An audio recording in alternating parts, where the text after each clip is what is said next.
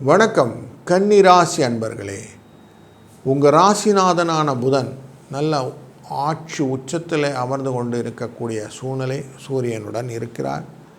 3ஆம் தேதி அன்று அவர் அங்கிருந்து கிளம்பி துலா ராசிக்குள்ளே வந்துடுவார். 2ஆம் இடத்துக்கு.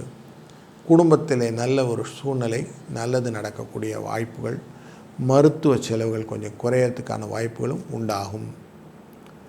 4ஆம் இடம் என்கிற மண்மனை வாகன யோகம் கொண்ட மாத்ருஸ்தானத்தில் இருக்கக்கூடிய இந்த சந்திர பகவானுடைய ஆரம்பம் மூல நட்சத்திரத்திலேருந்து சதயம் வரைக்கும் இருக்குது.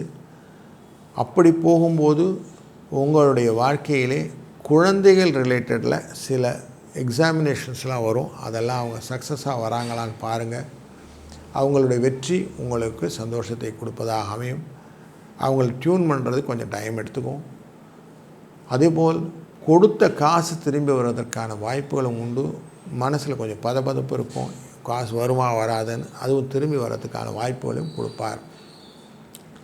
தேவையற்ற செலவுகள் குறைவதற்கும் ஒரு நல்ல ஒரு ஆப்பர்ச்சுனிட்டி இந்த வாரத்தில் இருக்குது. முக்கியமாக கடன் சுமை குறைவதற்கான வாய்ப்பு இருக்கிறது. இந்த வாரத்தில் நீங்கள் செய்ய வேண்டிய காரியம் எல்லாமே, நம்ம